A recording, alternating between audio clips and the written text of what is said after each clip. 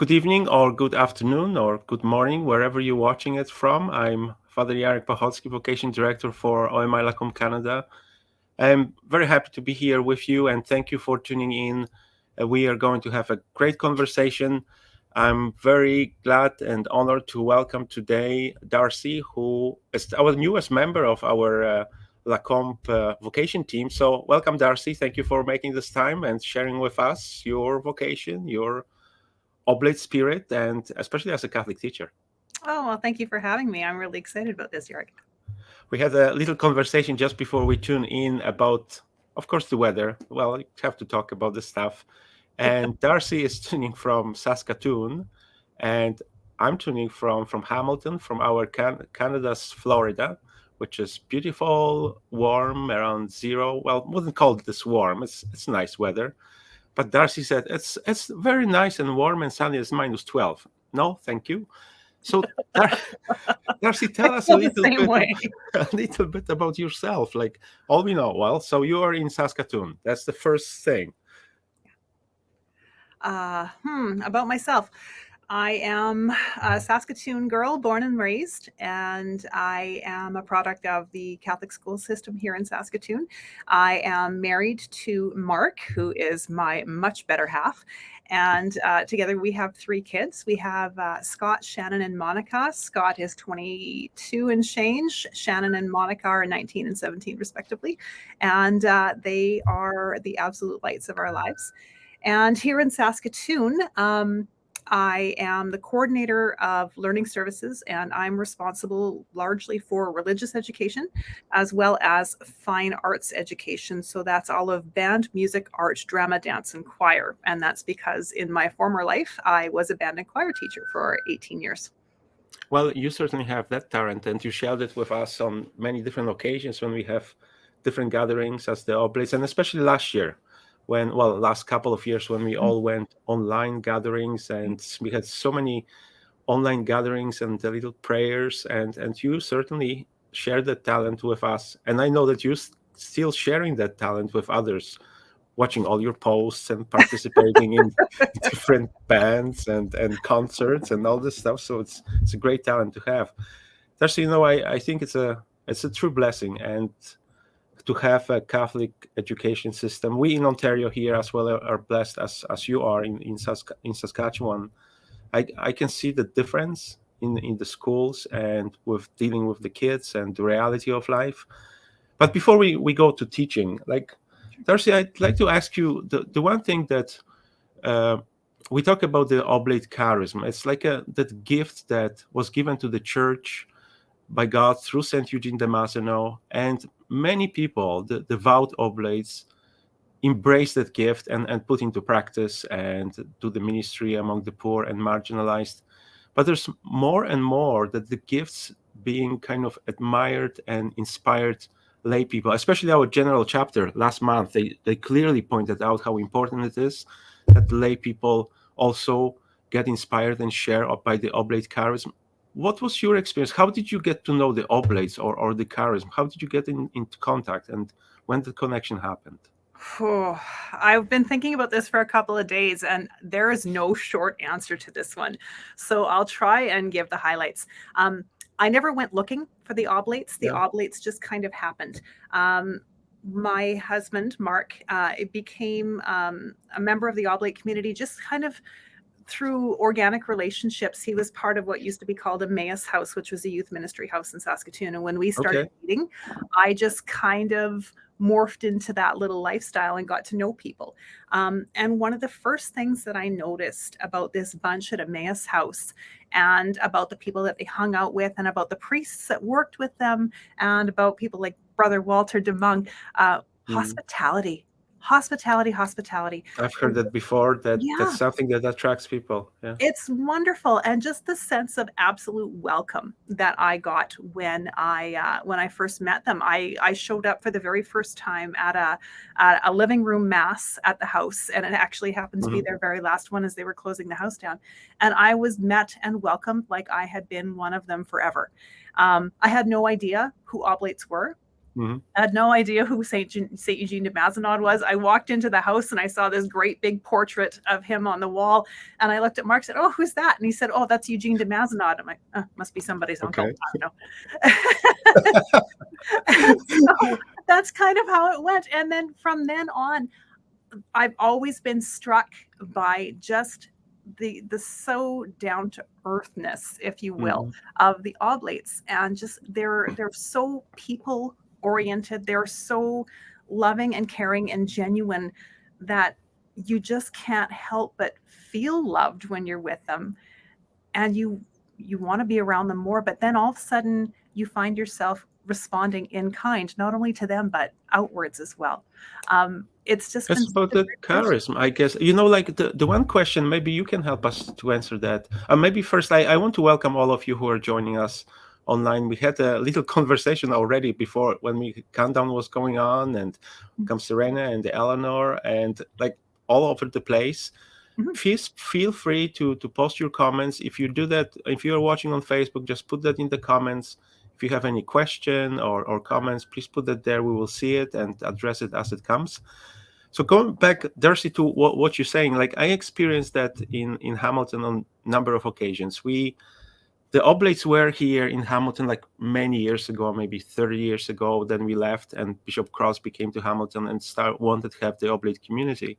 Mhm. But when we started the ministry in St. Patrick, we just did who we are. Like, I mean, that's kind of happened, that trying to reach out to those who are marginalized, less fortunate, and we are doing what we believe who we are as the Oblates.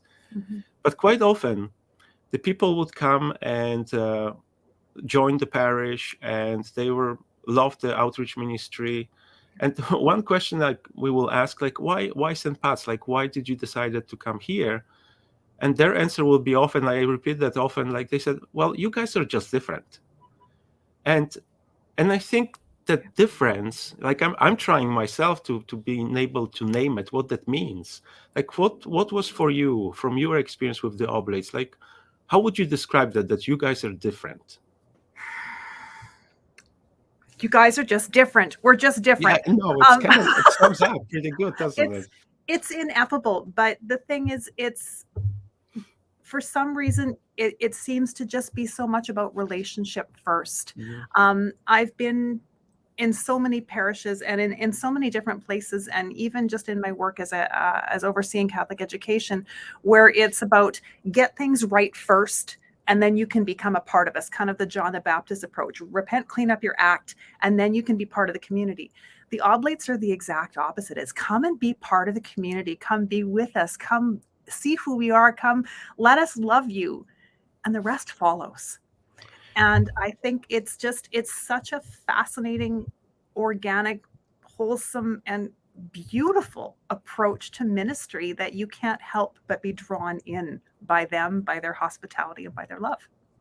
It came from St. Eugene, that like he had that approach to the youth congregation when he was working with the youth in Aix-en-Provence, but as well in all the concept of evangelization and reaching out to people, that the concept that he would say, uh, make them first humans, help them become a truly humans, then Christians, and then saints, but in that order. And I think you named it beautifully, actually. And that's precisely like, let's start from that human experience, from relationship, and walk together to embrace the Christianity. And in the end, we are called to be saints. So certainly that's something that makes different, but it's in the end comes from Saint Eugene de Mazenod.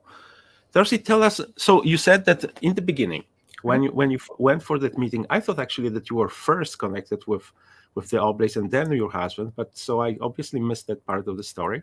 Mhm. But so that was your first experience, your first interaction. How did you become an Oblate Associate? Tell us what is the process. Do you sign up for it, or is it like a questionnaire online, or like, how that happens? Well, none of the stuff that I've ever done in my entire life have I signed up for. It's always been God coming back at me. But no, we belonged to an Oblate parish. Mark belonged to an Oblate parish when we were dating, and I just joined the parish after we got married. And so we got to know more and more Oblates. Father Ken What parish Thorson, was it? we were at St. Patrick Parish in Saskatoon. Okay.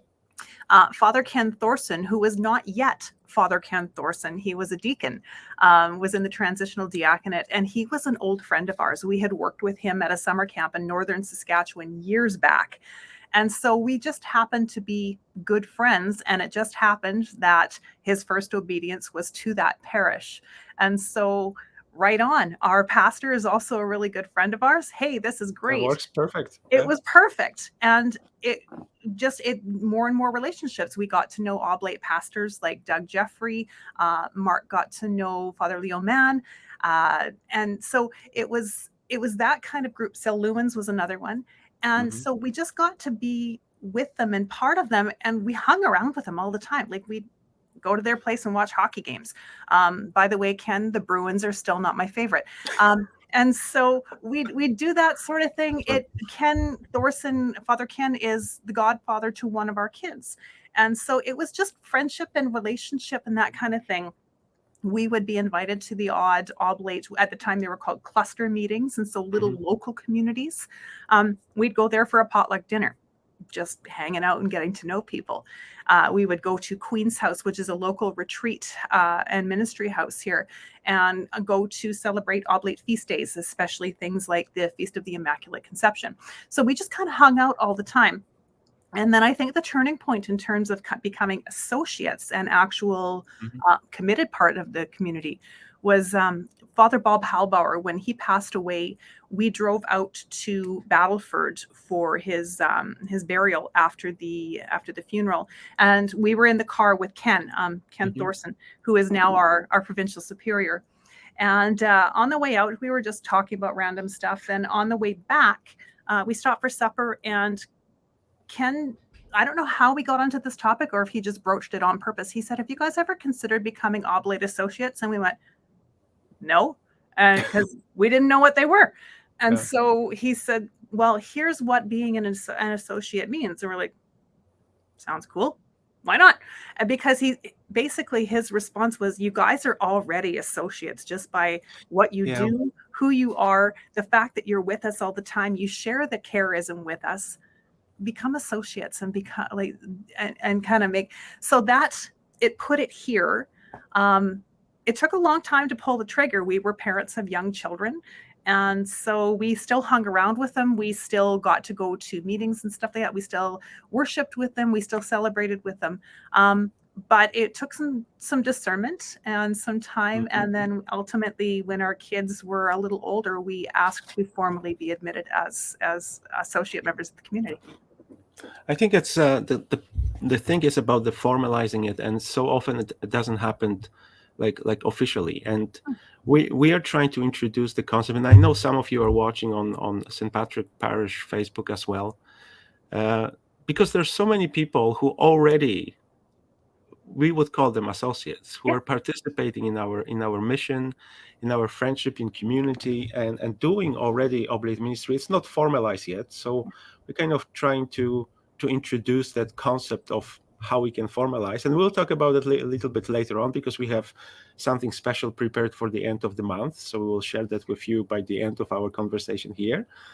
But when you became the Oblate Associate, it's kind of like brings together to the community. I want to tell you a little interesting story how our world is such a small place. And I was thinking about it. I wasn't sure for a while, but as soon as you mentioned that Father Ken Thorson was the deacon in St. Patrick and then was ordained, and his first assignment was St. Patrick. When I came to Canada, I was in Edmonton for first year, and I remember that was sometime in the summer. We drove from Edmonton to Saskatoon for an ordination of a young priest in St. Patrick Parish in Saskatoon. That was his ordination that time. That was 2000 or 2001, or 2000 or 2001. And I thought, such a small world. And there's no coincidences. I believe that there's no coincidences in the world. Oh, that's so neat. Yeah, if I you were know. at Ken's ordination, then you were there We when I probably screwed up met, I actually, screwed up the without litany. even knowing. It's interesting. Gosh, the small world. It is.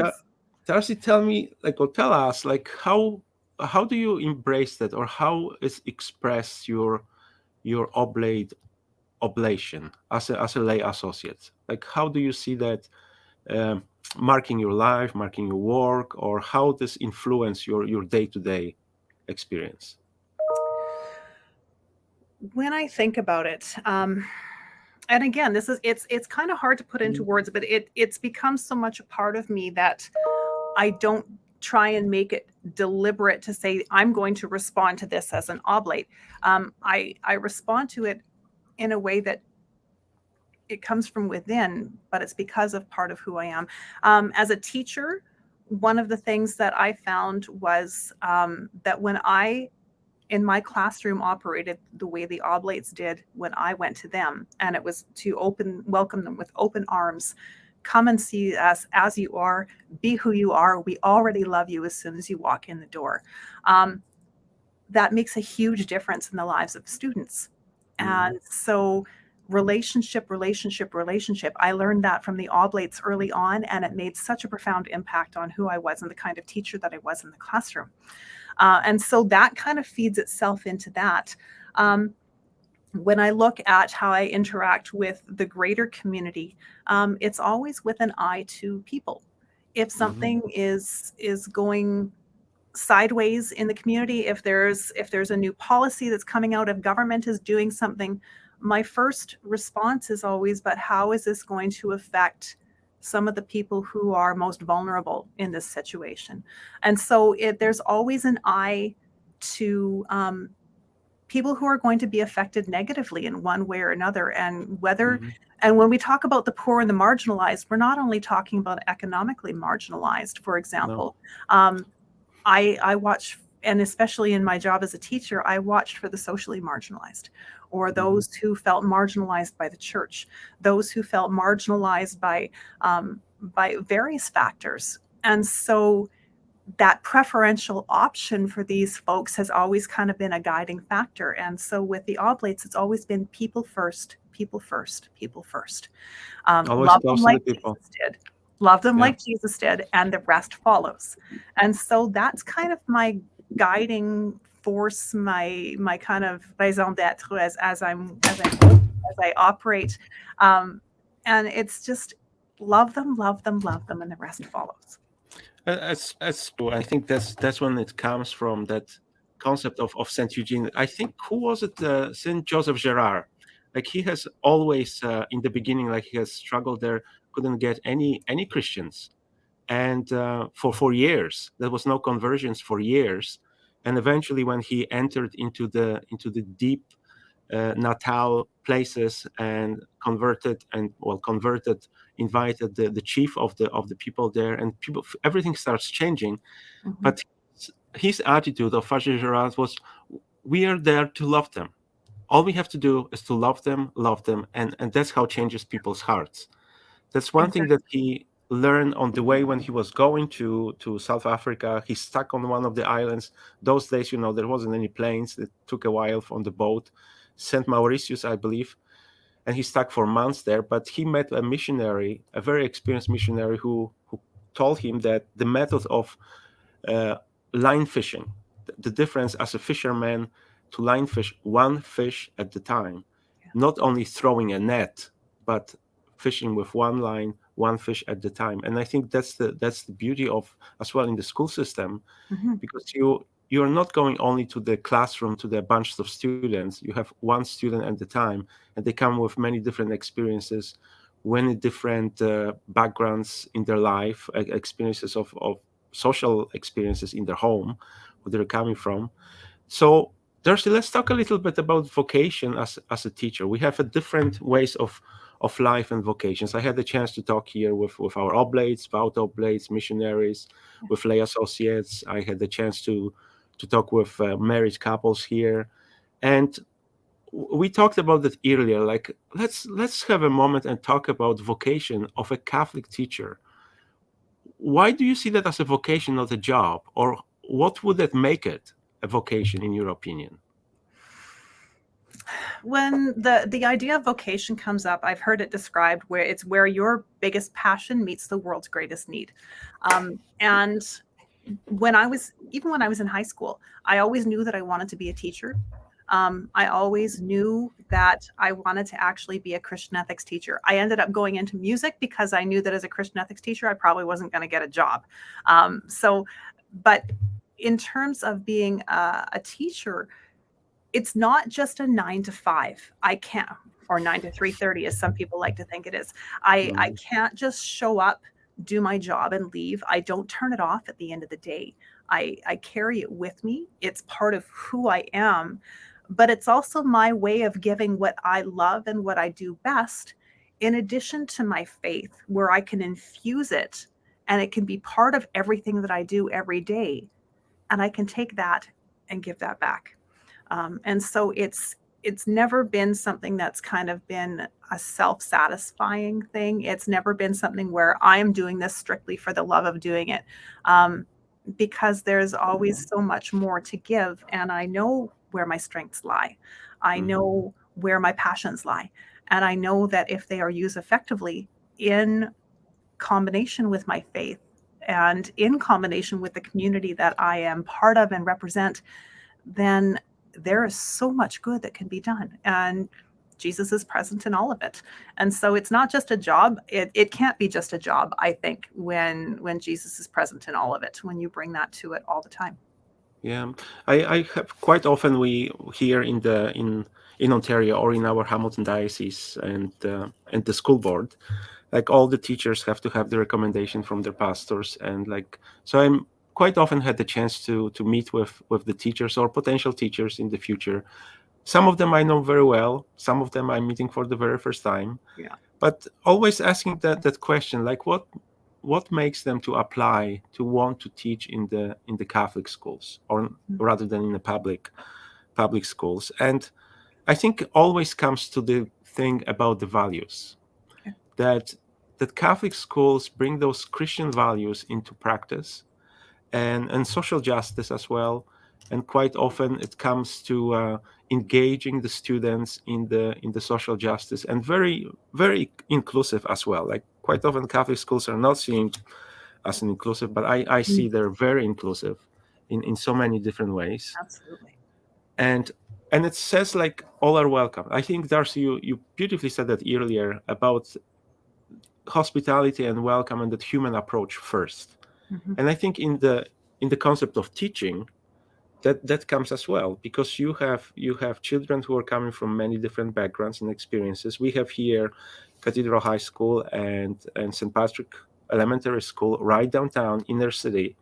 So those kids are coming from very challenging experiences, and I admire the teachers because they know that, and they are able to walk with those kids on the daily basis. I remember, and it's kind of shook me, the conversation that was one of the first years when we came to Hamilton, to St. Patrick, and I think it was first or second year. I talked to our principal of St. Patrick Elementary School.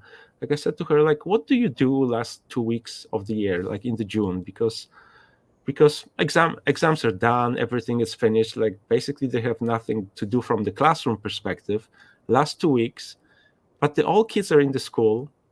And she said, well, we are preparing them for the holidays, because many of them, for the kids in the inner city reality, like they don't want to go into summer holidays because they feel safe at school. That's when they find comfort, and all of a sudden they have to go for a couple of months to many different challenging experiences. But I think that's what the Catholic schools do. They're for those kids, and they walk with them. Do you have any experiences in your teaching career vocation? I want to say career, but I'm talking about vocation. When you look at that from that perspective, that really touched you or marked you, that you will remember forever from as a teacher? So many. I don't. Yeah. One of the things that I loved best about teaching, was that, especially when I got to the high school level, I've taught every grade from kindergarten through grade 12. And one thing that I learned was that the little kids just want to love you. All they want to do is hug you and hold your hand and maybe even pet you. The middle years kids, they want to be loved, but they're not going to tell you because they're too busy figuring their own stuff out. High school kids are ready to be loved and loved back, but it takes some time to figure that out. And one of my favorite things about being in high school, about the things that this touches my heart to this day, it's one of the things that I miss most, was every day when my kids came into the classroom, it would never start with, okay, let's get started, take out your horns, and it's, hey, how's it going? Did you see the new episode of Mandalorian last night? Because it was cool. And so there's this relationship. And then at the end of every class, as they were leaving, I always said, and they got used to it. It caught them by surprise the first couple of times, but after a while, I would say, okay, have a good day, make good choices. I love you. See you tomorrow. And there was one day, I was distracted. It was busy. We were getting ready for a band concert. Stuff was going on. The bell rang. I'm like, oh, I forgot to let you guys go. Get out of here so you're not late for period 2. And this was grade 12. Three of my high school boys, they were my football players. And they stood by the door and they weren't leaving. I'm like, guys, I know you have chemistry with Smith in 3 minutes. Get out of here. And they said, you didn't say you love us.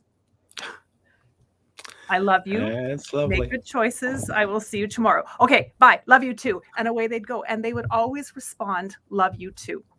Yeah. And so that was it was so enriching. And so it's that kind of thing that I carry with me. Those are some of my most memorable ones.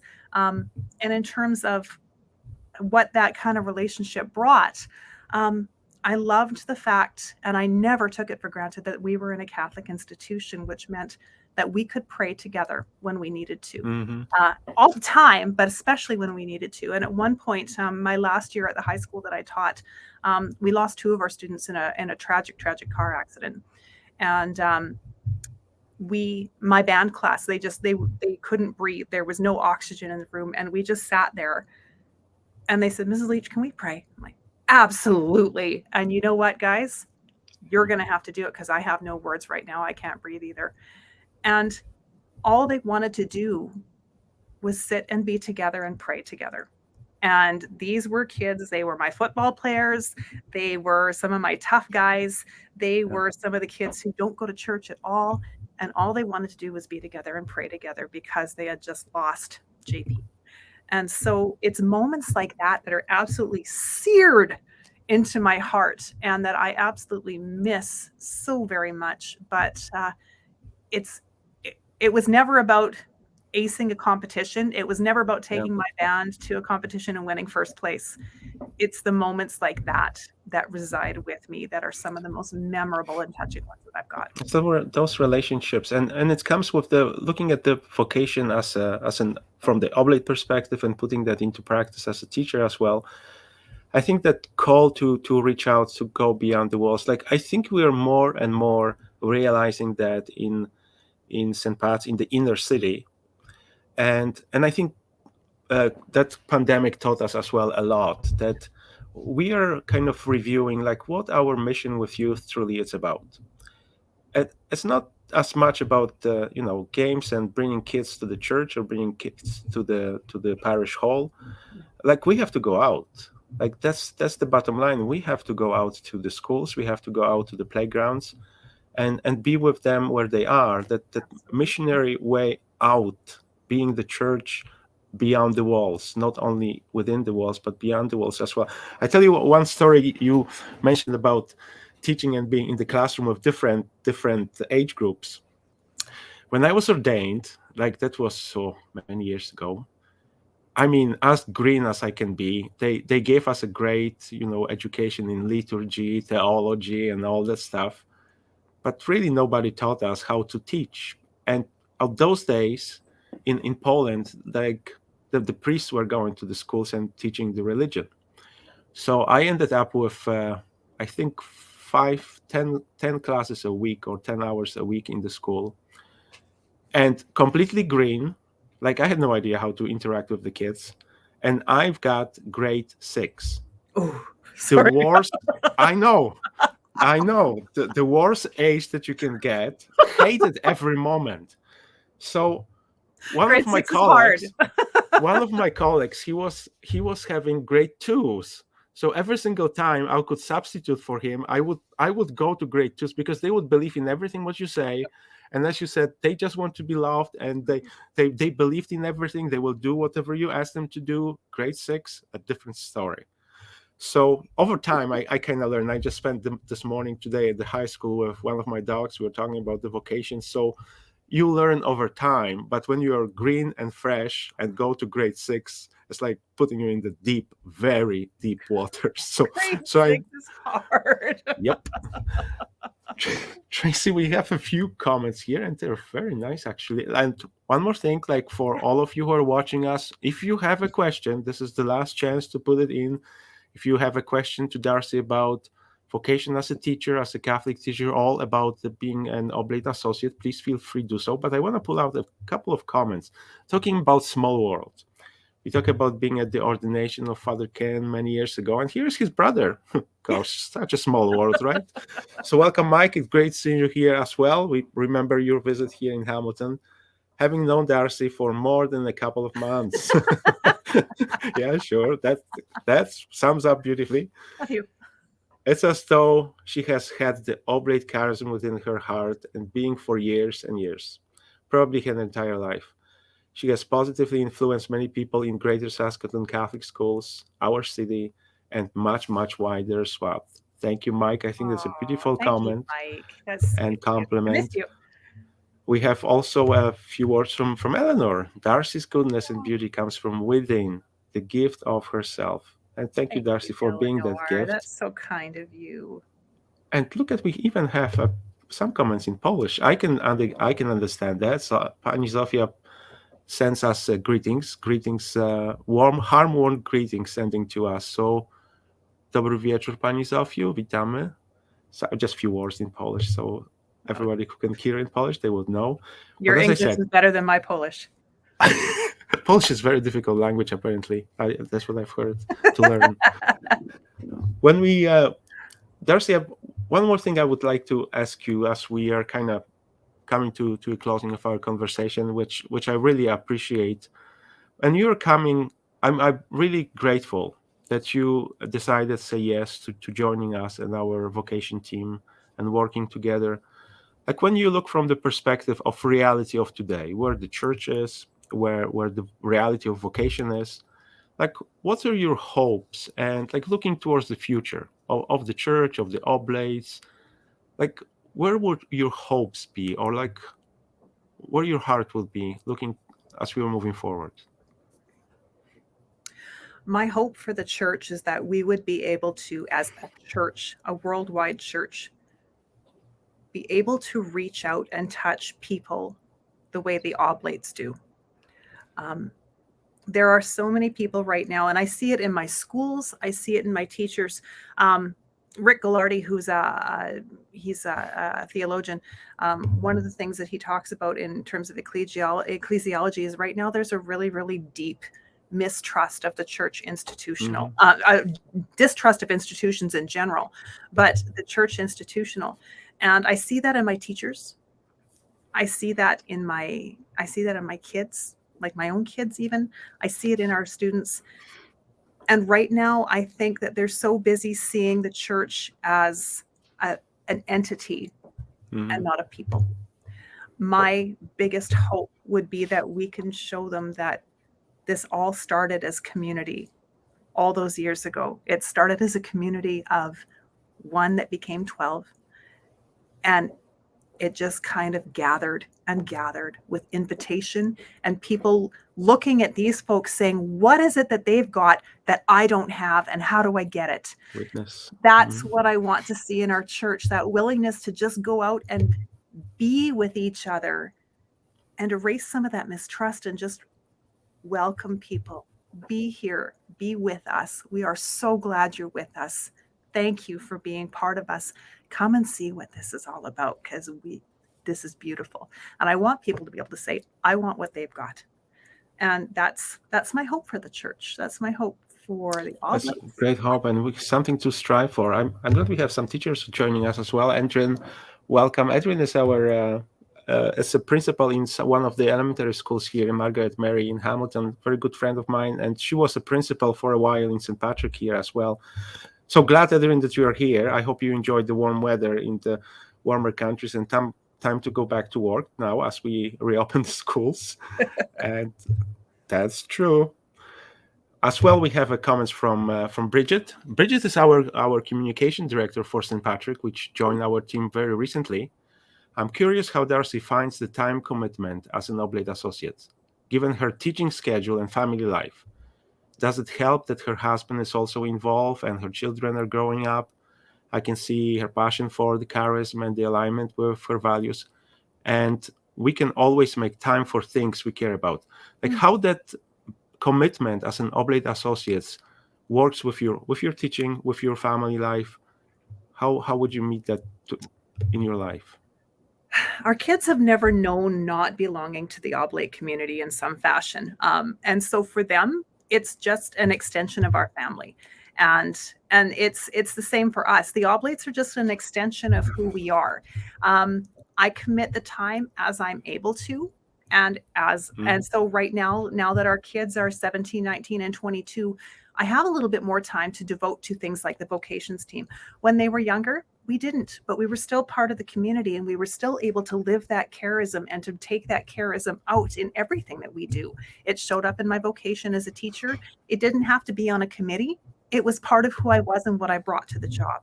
And so living my Oblate charism as an associate, I don't find it an imposition on my time at all. I find I give when I have the time. I can't when I don't. And Mark is the same way. If we have the time to offer to it, we will offer it in more concrete ways. If not, we are still part of the community, living with it, loving with it, praying with it. And it's so beautiful to be able to be so deeply connected to something that is so rich and life-giving. I can see that in many of our Oblate Associates, that it's not something that they add on into their life. It's more who they are. It's becoming their identity and way of life. So their family life, their work, wherever they work, the being an Oblate Associate, it influence where they truly are. This is interesting question. You mentioned Mark. Of course, Mike has a question about Mark. Both you and Mark bring different gifts to the Oblate charism. What gifts do you see within Mark that he brings with him? And we don't like talking about others without them being present, but I think this is a positive comment. I hope so. I would say that Mark brings the very heart of the Oblates. He absolutely embodies what the Oblates look and sound like and feel like. The fact that he is infinitely patient because he has to be, because he's married to me. It's the only way we would have survived 25 years together. But he brings the same kind of qualities. He works with children and youth with acquired brain injuries. And so he can't overtly bring his faith to his job the way I do. He can't sit necessarily and pray with his families the way I would. But he still brings that people first charism. That's let's love you, let's welcome you, let's take care of you. And the rest follows. And so he's got that same Oblate heart as all of the Oblate family that we belong to. And so it's just pervasive. It's not any one thing. It's just an absolute way of his being. We have one of our teachers as well in the high school here in Hamilton, as a teacher who felt marginalized in many ways, and probably teachers have different experiences, good experiences and not so great. I'm like a walking billboard for social justice without even saying a word. So Darcie, you can understand that. I'm so appreciative that the Oblates welcome me into the community right where I am, just like the students, kids. I felt to say that wholeheartedly, thank you for your service. Thank you for that, Lorena. And I think that's, Darcie mentioned that a number of times during our conversation. That's when everything starts. On that human level, on hospitality, on welcome. And that's one of those sayings, but that's not only mottos or sayings, what the Oblates say, but always close to the people. And I think it's in us. I mean, that's the part of who the Oblates are and who the Oblate Associates are, because that's the gift of the charism that was given to us. That's the starting point. Always close to the people. So we have We have a great announcement for you as you are watching here, because we talk a little bit about how Oblate charism influenced people and about the Oblates and St. Eugene Damasceno. And at some point we had a conversation in our vocation team that maybe we should actually talk to the people who don't know who the Oblates are. Darcie, just as you were at that day when you mentioned earlier, when you walked into that house and you saw the picture of an Uncle Eugene on the wall, had no idea who he was Who's that guy? and who the Oblates were. So we have something special. We are working on it and preparing that for a day on January 25th. We call this a special virtual gathering, which is OMG, OMI, That's so always clever, Jarek. close to Nicely the done. people. Always close to the people. January 25th is a special day because this is the day of foundation when St. Eugene moved with 4 other Oblates and began the community life, and was the beginning foundation of the missionary Oblates of Mary Immaculate. But at that time, they called themselves missionaries of Provence. So that was really the beginning. So we would like to invite you, if you don't know anything about the Oblates, or know a little bit, or would like to know a little bit more about St. Eugene, about the Oblates, about the Oblates charism, about the Oblate Association, join us. It will be on Zoom. We'll have a chance for a conversation. All you have to do, I'm going to see if I can type it for you. It's technical issues. This is the website of our OMI Lacombe Canada, when you can go there and simply look on the front page, and there's some information. There's an invitation for that gathering, and when you go to that invitation, you will see the link where you can just click and register for it, sign up for it. So we will send you a day before. We'll send you reminders so you won't miss it, and we're truly looking forward to all of you to visit us. Darcie, as a closing, how would you invite anyone who maybe is watching this right now or will be rewatching that later on, and they're thinking, who the Oblates are? Who is this Uncle Eugene on the wall of the Oblates in their house? Like, what would be your words of encouragement, invitation to actually take the step to get to know us better? Nobody ever became, well, no, I'm not going to say nobody. That's a really, really vast generalization. I have to back up. Few people have become Christians. Few people have become Oblate Associates or members of the Oblates because of something they read in a pamphlet. Come and meet the people. Come and see who they are.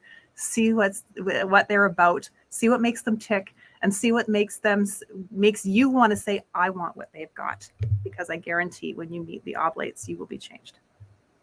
Thank you, Darcie. I couldn't say that better. I mean, like I think I'm gonna hire you. I think you should be on the vocation team, because I might consider that. I know a guy. There we go. I knew that you will be a great addition, because you have the gifts and you have the talents to share the good news with others. So Darcie, I want to say thank you for taking this time with us here and sharing your experience of the Oblate charism. Thank you for being on our vocation team, because I truly believe you're a gift through your witness, through living in your daily life the Oblate charism. And we are looking forward to meeting you all in a couple of weeks, or a little bit more than a couple of weeks. And we'll see you there as we talk. Oh my G, OMI, always close to the people. So thank you, Darcie, again. And we'll certainly will be in touch. And just follow us on Facebook, follow us on websites, and let's get to know each other.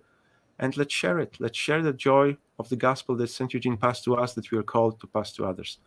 So once again, thank you, Darcie. Thank you. And we'll see you around, and we'll continue our journey. Thank you. Thank you all.